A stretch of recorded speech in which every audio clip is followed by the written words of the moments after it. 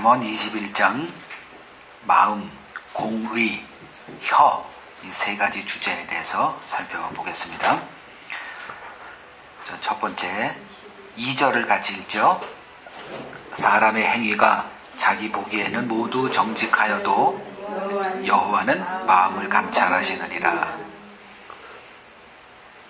그러니까 우리의 행위, 뭘 우리가 할 때 이거는 틀렸어 라고 생각하면서 하는 경우는 극히 드물죠. 거의 내가 이게 하는 게 옳아라는 생각이 있기 때문에 그 행위가 나와요. 그래서 사람의 행위가 자기 보기에는 모두 정직하다. 정직하다는 거 옳다 그 소리예요. 근데 여호와는 사람의 행위를 보는 게 아니라 딴 걸 보세요. 그게 바로 마음이라는 거죠. 인간의 가장 큰 문제는 인식 기능이 왜곡되어 있다는 거예요. 그거는 창세기 2장 3장에서 그 선악과를 통해서 우리에게 우리의 인식 체제가 얼마나 왜곡되어 있는지, 즉 인간 중심이라는 거예요. 그 기준이 자기가 되어 있는 거예요.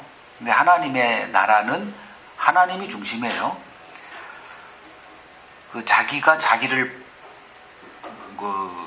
기준이 돼서 자기를 볼 때 과연 틀린 행동이 있을 수 있겠느냐는 거죠. 그래서 사람의 행위가 자기 보기에는 모두 정직해도 하나님은 마음을 감찰하신다. 이렇게 말하고 있는 겁니다. 예를 들어보죠. 그 사무엘상 16장 6절에서 7절을 보면 이제 하나님께서 사울을 버리셨어요. 그리고 그 다른 왕을 세우십니다. 그래서 선지자 사무엘을 이새의 집으로 보내서 내가 너한테 지시하는 사람에게 기름을 부어 왕으로 삼으라. 이건 반역행위잖아요. 그래서 이제 조심스럽게 행합니다. 그래서 도착해서 이새에게 아이들을 다 세워라. 그래가지고 쭉 서 있어요. 7명의 남자 장성한 아들들이 쫙 있어요. 첫 번째 장남 엘리압을 딱 보는 순간에 이 사람이었구나. 이런 인재가 숨어 있어 해가지고 기름 부으려고 할 때 하나님께서 중단시키죠. 그리고 내가 이미 그를 버렸다 이렇게 얘기를 해요. 내가 보는 것은 사람과 같지 아니하니 사람은 외모를 보거니와 나 여호와는 중심을 보느니라 이렇게 말씀을 하십니다. 자, 사람은 외모를 본다. 나 여호와는 중심을 본다. 이 의미를 좀 보죠. 사람은 외모를 본다. 여기서 외모라는 게는 얼마나 예쁘게 생겼냐, 미남이냐, 추남이냐 이런 걸 얘기하는 게 아닙니다. 여기서 말하는 외모는 겉으로 드러나는 행위를 얘기를 해요.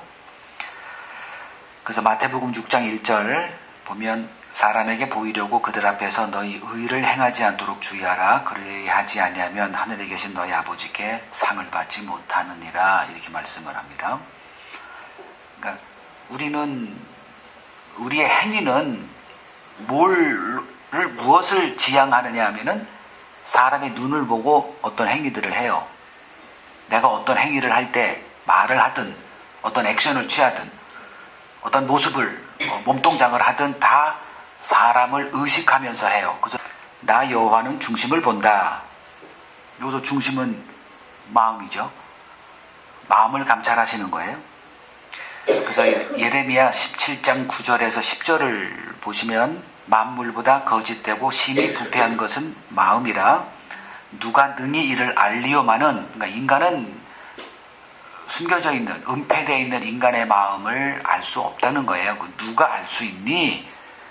그런데 10절을 보면 나 여호와는 심장을 살피며 폐부를 시험하고 각각 그의 행위와 그의 행실대로 보응한다. 그러니까 겉에 드러난 것으로 심판하지 않는다 그거예요. 동기를 보는 거죠. 그러니까 왜 그렇게 했대? 이렇게. 자, 누가복음 18장 9절에서 14절을 보시고 바리새인은 자신을 어떤 사람으로 인식하고 있는지, 즉 바리새인의 문제는 무엇인지 한번 보겠습니다. 자기를 의롭다 믿고 다른 사람을 멸시하는 자들에게 하신 말씀입니다. 두 사람이 기도하러 성전에 올라갔을 때 하나는 바리새인, 하나는 세리 어떻게 기도하더냐. 그리고 이제 세리는 신학자가 아니에요. 바리새인은 신학자다 이렇게 할 수 있죠. 근데 세리는 또 이런 식으로 기도를 합니다. 그리고 결론이 14절에 누가 의롭다함을 받았느냐? 세리라고 얘기합니다. 그래서 유대인들이 율법 행위로 의롭다함을 받을 수 있다라는 것을 정면으로 비판하는, 고발하는 비유죠. 자, 바리새인에 드러난 문제는 무엇이었나요? 하나님이 겉으로 드러난 사람의 행위를 보시는 줄로 생각했어요.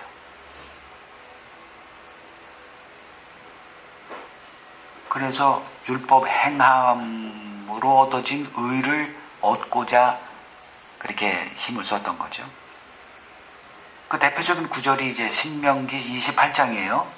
신명기 28장 1절을 보면 내가 네 하나님 여호와의 말씀을 삼가 듣고 내가 오늘 네게 명령하는 그의 모든 명령을 지켜 행하면 네 하나님 여호와께서 너를 세계 모든 민족 위에 뛰어나게 할 거야. 누가 봐도 하나님이 행하라고 해요. 그래서 그 행함이 있으면 하나님께서 복을 주실 것이다 라고 생각되게 하는 구절입니다.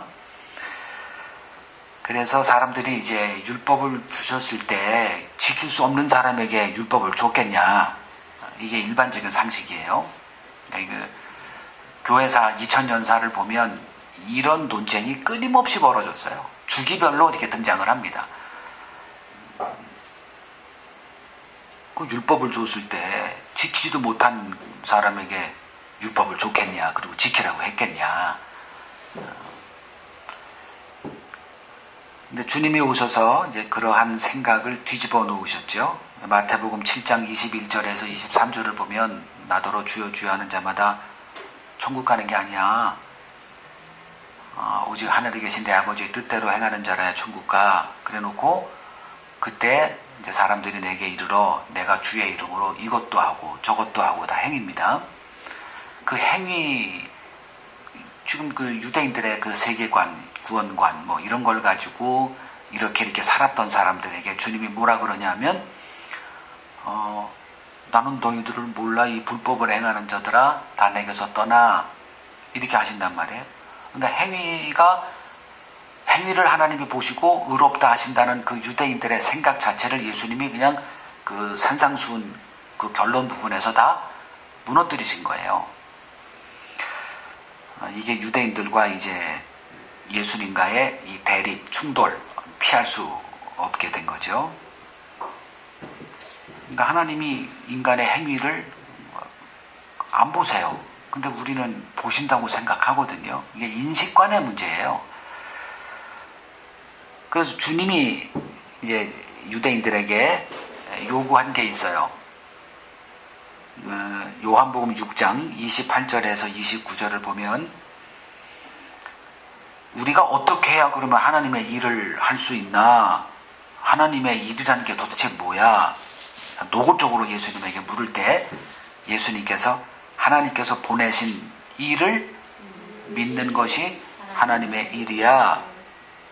이건 그 유대인들이 기대했던 답이 아니에요. 그들은 지금 행함으로 의롭다함을 얻는 그 신학 체제 속에서 거의 1500년 동안 지내왔던 사람이에요. 예수님 당시에도 이 바리새인들을 대표로 하는 유대인들의 생각은 다 같이 공유하고 있는 것들이에요. 근데 바울도 그랬던 사람이었고, 근데 그리스도를 만난 후에 그의 입에서 나온 소리는 갈라디아서 3장 11절 하나님 앞에서 아무도 율법으로 말미암아 의롭게 되지 못할 것이 분명하니 이는 의인은 믿음으로 살리라, 이런 얘기를 막 쏟아내고 살았으니 유대인들의 그 분노를 피할 수 없었죠. 근데 세리는 바리새인들이 보지 못하는 것을 보고 있었어요. 뭘 봤느냐? 세리가 보고 있던 게 뭐였죠? 자기 마음을 보고 있어요. 하나님이 보는 걸 그도 보고 있어요. 근데 바리새인은 못 보고 있어. 바리새인들은 겉만 봐요.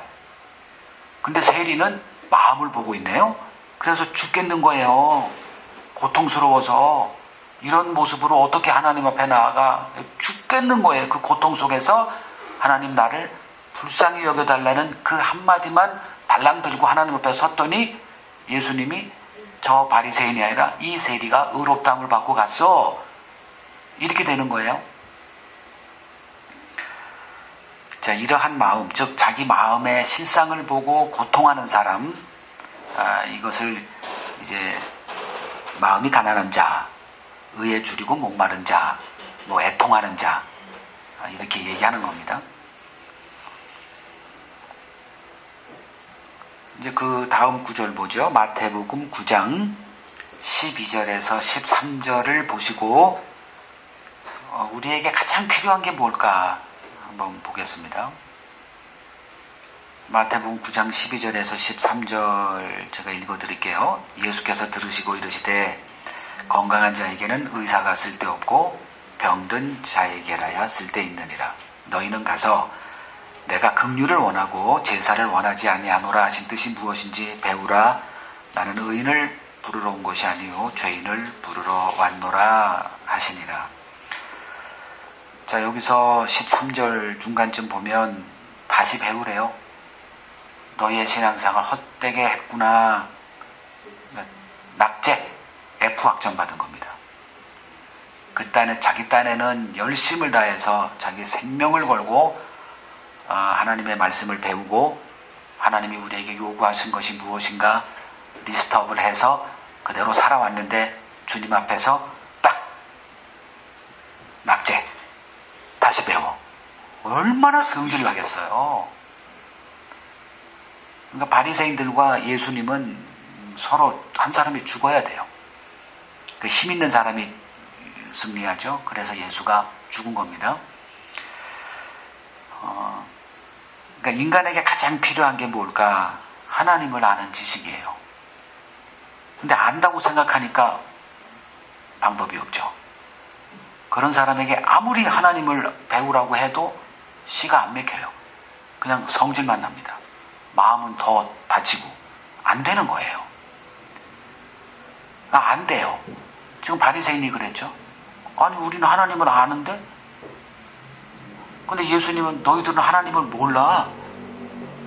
너희들이 알고 있는 그 하나님은 마귀야. 뭐 이런 얘기가 막 쏟아졌잖아요. 그러니 제거시켜야죠. 예수만 나타나면 고통이에요. 이 바리새인들은. 그들이 알고 있었던 하나님은 그럼 어떤 하나님이었느냐. 늘 반복하지만 어휘에 속지 말라 그랬죠. 기독교인이세요? 우리 동지네요. 이거는 참 해서는 안 되는 소리예요. 당신 하나님을 믿어요? 그게 중요한 게 아니라 어떤 하나님을 믿느냐 이거를 내려놓으면 안 됩니다. 그 유대인들은 자기들이 가공해낸 하나님을 알고 있었어요. 그래서 가공해낸 자기들이 스스로 만든 그걸 우상이라고 그러죠. 자기들이 알고 있는 자기들이 만들어낸 그 메시아를 또 기다리고 있어서 그 기준에 예수를 대입시켜 보니 하나도 맞는 게 없으니 건축자에 버린 돌이 된 거죠. 그래서 다시 배워라. 그 과거에 했던 거 그거 아깝다고 생각하지 말고 좀 다시 배워. 사도 바울도 다시 배웠습니다. 그래서 내게 유익하던 거, 그 수십 년 동안 배운 신학 체제 버리는 거, 이거 누가 버리겠어요? 아깝죠? 여태껏 교회에서 이렇게 훈련받고 뭐 여러 가지 일도 했는데 그거 아까워요. 그러니까 그걸 붙들고 있어요. 그리스도가 옷으로 오셨잖아요. 그러면 새 옷을 입어야 되는데 흠 옷을 벗어야 되는데 아까우니까 입고 있어. 그게 아까운지 모르겠어요. 복음에 눈이 열렸다는 거는 그게 똥으로 보여요. 그래서 배설물이라 그러잖아요. 그게 똥이에요. 똥. 누가 똥 그거 입고 있습니까? 그 눈이 열렸는데 안 열린 거예요. 그러니까 그걸 한다는 거는 이걸 입고 있다.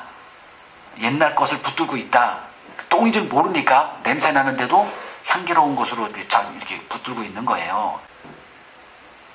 자, 그럴 때 그러니까 그들이 그리고 있던 메시아는 의인을 보상해주는 메시아를 기다리고 있었죠. 그래서 유대인들이 예수님에게 끊임없이 요구했던 게 표적이었어요. 그게 그 내용이에요. 그래서 예수님이 이 악하고 음란한 자들이 내게 표적을 요구하나 내가 그들에게 보여줄 것은 뭐밖에 없어요?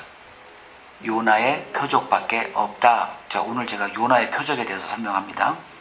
좀 정리를 잘 하세요. 보통 이제 3일 동안 뭐 있었다니까 예수님의 3일 동안 죽은 십자가 후에 그걸 얘기하는데 그 얘기하는 게 아니고요. 그 요나의 그 사고 방식, 그러니까 요나를 대표자로 하는 그때 당시 이스라엘 사람들의 그 사고 방식을 정죄하는 게 요나서의 내용이에요. 자, 요나는 어느 날 이제 하나님의 음성을 듣고 니느웨에 가서 내 말을 전해라.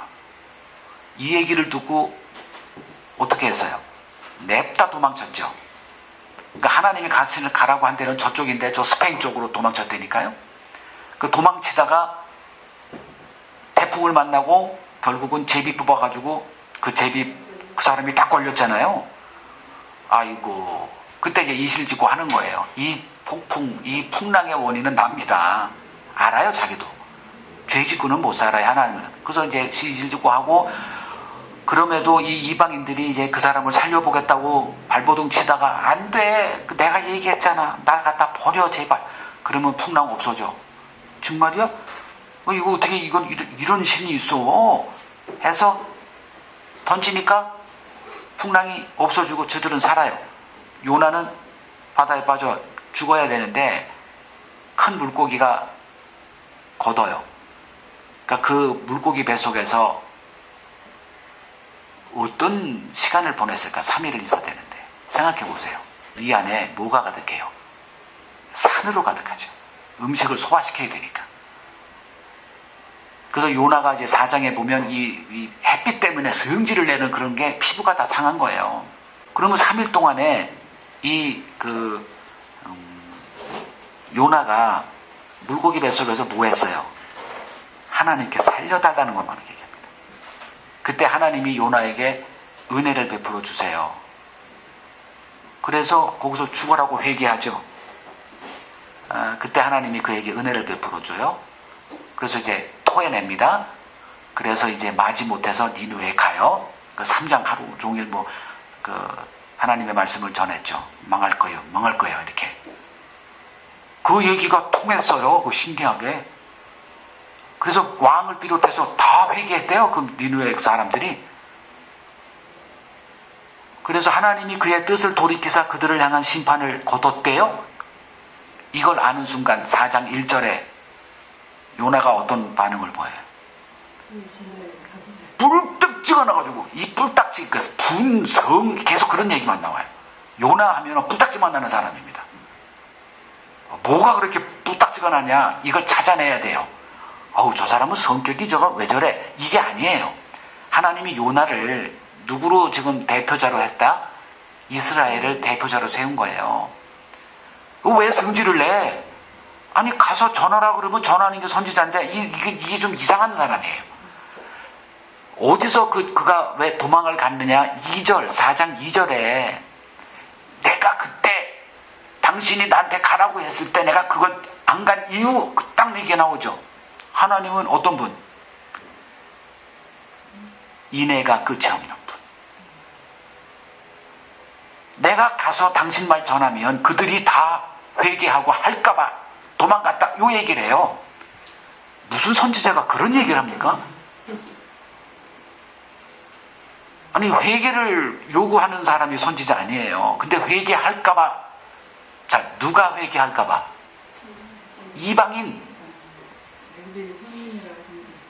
이방인들이 하나님의 은혜 받는 거는 용납을 못하는 자들이 이스라엘 사람들이에요. 이거를 잘 이해하셔야 이제 나중에 왜 유대인들이 왜 그렇게 복음을 듣기만 하면 그냥 복음을 전한 자를 죽이도, 그 사도행전을 보시게 되면 사도 바울이 가는 곳마다 유대인들이 쫓아와요. 몇십 킬로 되는데도.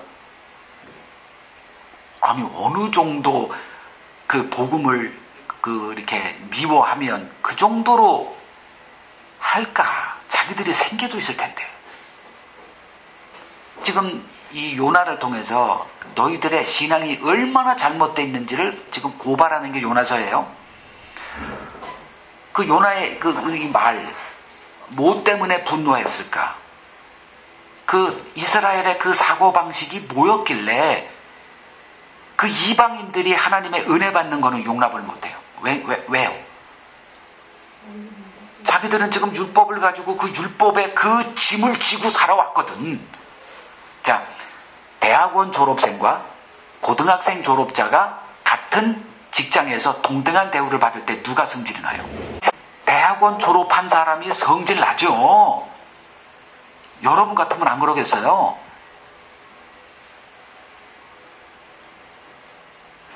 인간은요, 차별 대우 받는 거는 못 참아요. 근데 차별 대우 받기를 원해요. 맞죠? 이게 인간의 심리라니까요.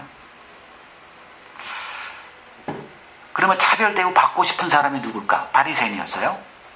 기도하러 올라갔다가 내가 이런 거 쭉 늘어나요. 뭐 하자는 거죠? 보상을 해주세요. 내가 괜히 시간이 없어서 이런 짓 한 줄 아세요? 요거죠? 쇠리는 한 게 하나도 없어요. 한 게 아무도 없어서 의롭다 된 게 아니죠. 눈이 열려서 본 거예요. 그럼 이 요나서를 통해서 우리에게 말씀하시는 게 뭐예요? 너희 이스라엘 백성 지금 하나님을 이렇게 오해하고 있구나. 하나님을 알지 못하니까 모든 게 다 긁는 거예요.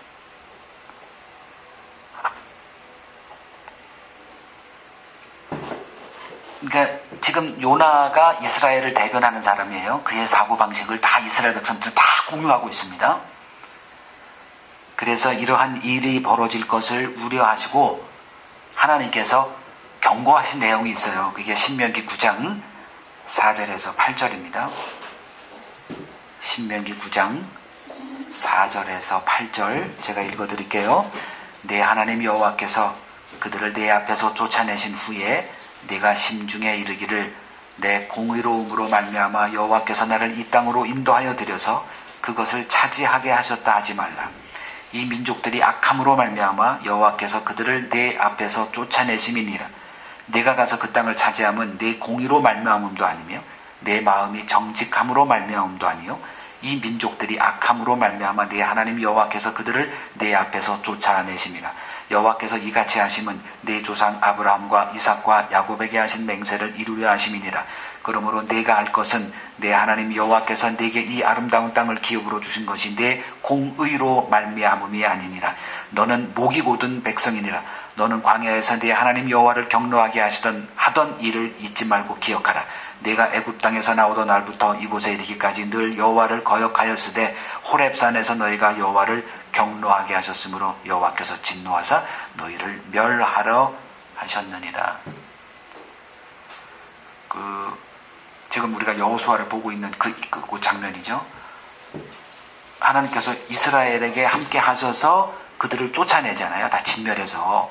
그것이 니들이 그들보다 더 나은 민족이라고.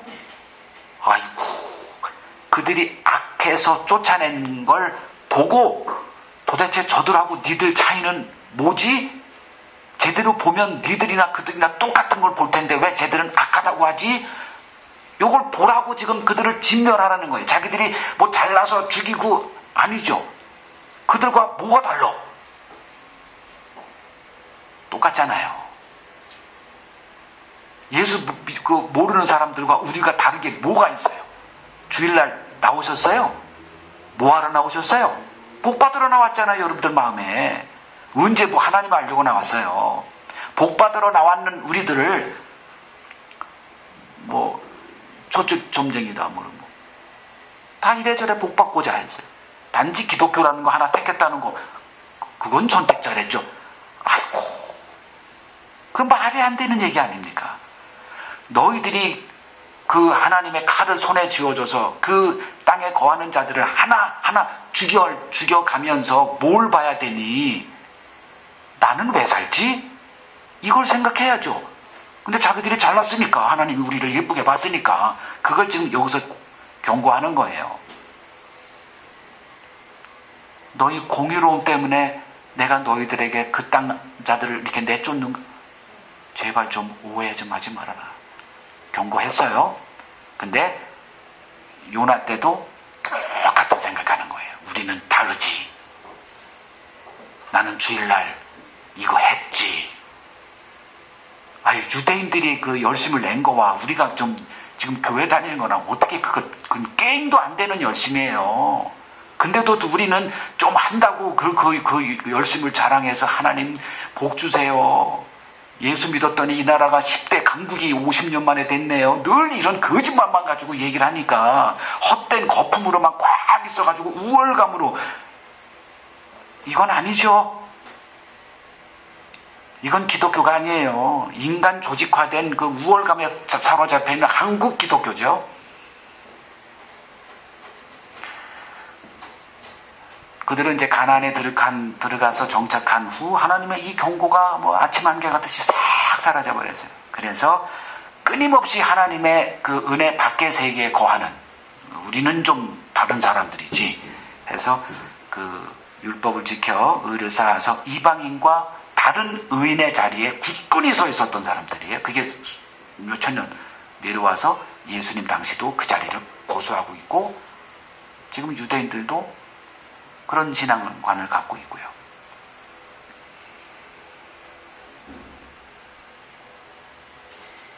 그러니까 요나가 분노한 이유, 이스라엘과 이방인이 동등한 대접을 받는다? 이건 용납할 수 없는 거예요. 지금 그 표적을 요구하면서 보상을 요구하고 있는 그 유대인들에게 악하고 음란한 자들, 이렇게 얘기한 거예요.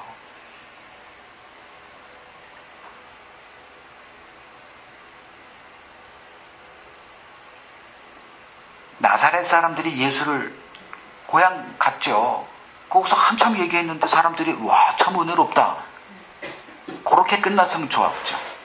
근데 예수님이 말씀을 더 하세요. 이제 물론 이제 거기서 반응 보인 게 이거 목수해야다 하냐, 또 이렇게 또 좀 삐딱한 얘기가 나오니까 예수님이 한 얘기가, 엘리야 시대 때 이스라엘 내에 과부들이 많았는데 하나님이 누구에게 복 줬냐? 이스라엘 사람 하나도 복 준 사람 없어요. 저 이방 여인 한 과부가 하나님의 복을 받았잖아요. 엘리야 때. 또 하나 더 나가. 엘리사 때. 이스라엘에도 나병 환자가 많았어.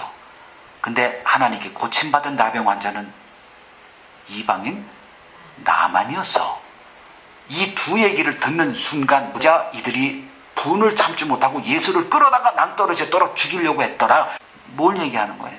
이게 유대인들이에요. 지금 이방인과 유대인이 동등한 대접받는 거는 못 참는 거예요. 성경이 말하는 게 뭐예요? 니들도 똑같은 자들인데 뭐 때문에 지금 니들이 은혜를 받고 지금 이 가나안 약속의 땅, 오늘 우리들에게는 하나님의 자녀가 되고 천국의 상속자가 되고, 그 마음의 중심, 마음의 그 마음을 감찰하고 계세요. 거기다 대고 어디다 내가 이렇게 했기 때문에 이런 얘기가 나온다? 용납을 할 수가 없는 겁니다. 포도원 품꾼 비유는 이러한 유대인들의 생각을 아주 노골화시켜서 딱 아주 한 거죠. 새벽 6시에 부름받은 일꾼. 그러니까 그 포도원의 그 주인의 마음만 보면 돼요. 아침 새벽에 나갑니다. 얼마나 돈이 급했으면 새벽 6시에 나왔을까? 이게 주님의 마음이에요. 근데 그들은 6시부터 나와서 6시까지 일했다는 그 자기 행위에 사로잡혀가지고 뭐 1시간도 안 돼서 이렇게 뭐 똑같은 동등한 대접 받는 것을 보는 순간에 주인을 향해서 뭐 원망하고 분노 쏟아내죠. 인간은 본능적으로 그 은혜를 거부하게 돼 있다. 이걸 우리가 이제 알 때 은혜를 구한다? 이건 굉장히 좀 구차스럽잖아요. 그 자리가 우리가 서 있어야 될 자리라는 거예요. 세리는 그걸 보고 있었다니까요. 기브온도 그 그걸 본 거예요. 그래서 이스라엘의 종 되는 그 자리를 기쁨으로 감당한 거고요. 네, 이런 모습이 있느냐. 자, 두 번째 3절 봅니다. 1절 공의와 정의를 행하는 것은 제사 드리는 것보다 여호와께서 기쁘게 여기시느니라. 그러니까 공의와 정의를 행하는 것, 그리고 제사 드리는 것, 하나님이 뭘 기뻐 여기시는가? 공의와 정의를 행하는 거래요. 그리고 제사 드리는 것보다 하니까 하나님은 제사 드리는 거에 관심 없다 이렇게 되죠. 이게 다윗이 얘기했던 거고, 모든 선지자들이 여러분 찾아보시면 다 이 말합니다. 하나님은 번제와 뭐 제물을 기뻐하는 게 아니야 이렇게 얘기 나옵니다. 이건 유대인들에게는 이단의 목소리예요. 자, 공의와 정의를 행하는 것은 뭐고 제사를 드린다는 건 뭘 얘기하는 걸까요? 제사 드리는 것은 율법의 껍데기를 얘기를 합니다. 공의와 정의는 율법의 내용을 얘기하는 거예요. 하나님이 우리에게 요구하신 것은 율법의 껍데기를 지켜라. 그래서 11조 하니까 내가 뭐 채소를 사왔을 때 그 10분의 1을 이런 걸 얘기하는 게 아니고, 물론 그 껍데기도 그릇도 필요하죠. 뭐 그릇이 있어야 담을 수가 있으니까 형식이라는 거는 필요해요.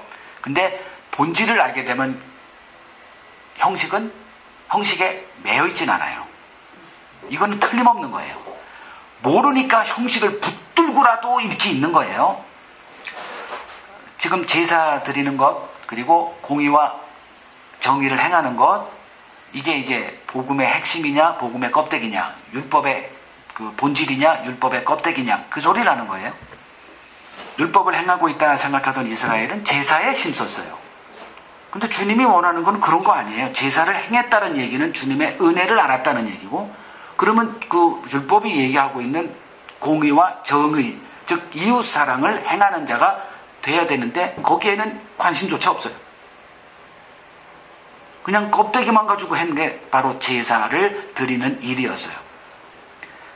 이제 누가복음 13장 6절에서 9절을 읽으시고, 무화과 나무에서 맺혀야 할 열매는 무엇이었나요? 한번 보겠습니다. 이제 비유로 말씀하시되 한 사람이 포도원에 무화과 나무를 심은 것이 있더니 와서 그 열매를 구하였으나 얻지 못한지라. 포도원 지기에게 이르되 내가 3년을 와서 이 무화과 나무에서 열매를 구하되 얻지 못하니 찍어버리라. 어찌 땅만 버리게 하겠느냐? 대답하여 이르되 주인이여 금년에도 그대로 두소서. 내가 두루 파고 거름을 줄이니 이후에 만일 열매가 열면 좋거니와 그렇지 않으면 그때 찍어버리소서. 자, 요 비유의 핵심 내용이 뭔가요? 3년을 농사했대요. 주님이 3년 일하셨어요. 그리고 그들에게 요구했던 게 있죠. 처음부터 예수님이 하신 말씀을 제대로 듣고 이해했더라면 그들이 뭔가를 보여야 돼요. 맺히는 열매가 있어야 돼요. 근데 헛수고한 거예요. 아무도 그런 열매 없어요. 예수님이 기대했던 열매가 뭐예요? 다시 말해서 율법이 우리에게 요구하고 있는 진짜 요구가 뭐냐는 거예요. 율법이 우리에게 요구하고 있는 게 뭐죠? 이걸 행하라 그거였나요? 근데 유대인들은 그런 줄 알고 그걸 했어요. 근데 율법에 실패했죠. 정작 제사 드리는 거는 껍데기를 붙들고 있었는데 공의와 정의를 실현하는, 즉 율법의 요구인 내 이웃을 네 몸과 같이 사랑하라, 이게 공의와 정의예요. 이거는 아무도 실현하지 못했어요. 그러면 율법의 요구는 결론이 딱 나오죠. 뭐죠? 회개죠. 율법이 진정으로 그들에게 요구했던 거는 이걸 지킬 수 없는 너희들 그 끝까지 한번 가봐. 그리고 결론 내리고 율법이 요구하는 게 뭔지 알 거야. 그게 바로 회개예요. 세리가 봤던, 못하는구나. 이걸 지킨다는 게 이게 불가능하구나. 남들 보지 말고 내가 그냥 날 보면 돼요. 세리처럼. 그런 결론을 내려야죠. 근데 그 결론을 내리지 못했어요. 그래서 회개의 열매가 없으니까 찍어버리겠다는 거죠. 똑같은 비유지만 마태복음 21장 19절 길가에서 한 무화과 나무를 보시고 그리로 가사 잎사귀밖에 아무것도 참지 못하시고 나무에게 이르시되 이제부터 영원토록 내가 열매를 맺지 못하리라 하시니 무화과 나무가 곧 말랐다. 그러니까 무화과 나무는 이스라엘을 상징하는 거죠. 주님이 그 무화과 나무에서 열매가 있나 보시니까 열매는 없고 잎사귀만 무성했다. 그러니까 잎사귀가 뭐냐? 그 제사 드리는 거예요. 그러니까 행위만 잔뜩 있어요. 근데 열매는 없어요. 즉 세리가 하나님 앞에 서서 고개도 못 들고 가슴을 치며 나를 불쌍히 여기소서라고 하는 그 열매 없어요. 그래서 이러한 상태라면 영원히 열매 못 맺어. 유대인들이 하나님께 열심은 있어요. 그러니까 열심이라는 게 하나님을 알지 못한 상태에서 나오는 열심. 그래서 올바른 지식을 따르지 않은 것이다. 이스라엘의 실패 원인은 올바른 지식을 가진 적이 없어요. 세 번째 질문 갑니다. 23절 1절 입과 혀를 지키는 자는 자기의 영혼을 환난에서 보전하느니라. 입과 혀는 마음의 창입니다. 즉 입과 혀를 지키는 자란 자신의 마음을 지키는 자를 말합니다. 그런데 인간은 죄의 종입니다. 죄가 주인으로 행세하고 있는 인간의 마음을 인간이 통제한다는 것은 불가능한 일입니다. 그 일을 하시는 분은 따로 있습니다. 누가 그 일을 행하시는가? 에스겔서 36장 26절을 이제 보겠습니다.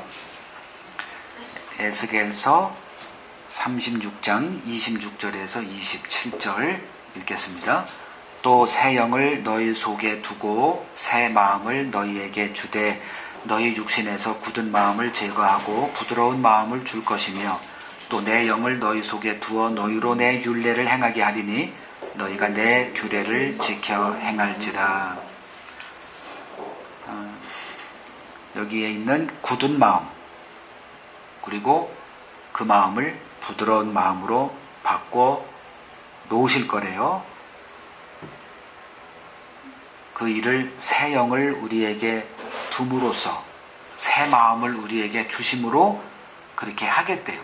다시 말해서 살려놓고 행하게 하겠대요.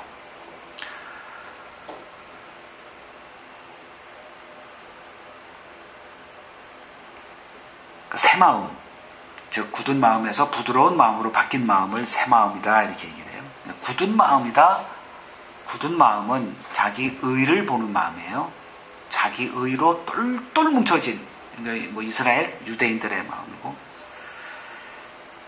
부드러운 마음은 자기 의를 보지 않는 마음이 된 거예요. 내 안에 선이 행할 수 있는 게 없구나. 내 안에서는 악밖에 나올 수가 없다라는 것을 본 사람, 이게 하나님이 이게 만져준 사람이에요. 이걸 거듭났다 이렇게 얘기하는 겁니다.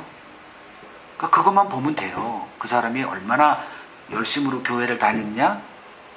이거는 더 위험해요. 오히려 자기 의를 쌓을 수 있는 그 길이 이렇게 널려 있으니까, 이게 넓혀 있으니까. 근데 하나님이 만져준 자는 이거는 흉내낼 수 있는 게 아니거든요. 그러면 두 번째, 입과 혀를 지키는 자는 자기의 영혼을 환난에서 보존한다 이렇게 말합니다. 입과 혀를 지키는 자는 누구를 말하는 걸까? 아까 누가복음 18장에서 이 바리새인의 입, 저주받은 입이죠. 근데 어떤 자의 입에서 나오는 얘기는 자기를 영혼을 보존해요. 주님이 말씀했지만 이는 의롭다함을 받았다. 아주 비교가 딱 되죠. 어둠과 빛입니다. 근데 이 어둠에 있는 자가 이 세상에서는 빛에 있는 사람으로 오해가 되어져요. 누가 세리를 빛에 있는 사람이라고 하겠어요. 근데 주님은 마음을 보시는 분이라 인간이 어둠이라 그래도 주님에겐 빛이에요. 이거를 보지 못하니까 자꾸 오해가 생겨나고 충돌이 이제 벌어지는 거죠. 한 구절만 보죠. 누가 자기 입술을 지키는 자인가? 디모데전서 1장 15절입니다. 디모데전서 1장 15절 읽겠습니다.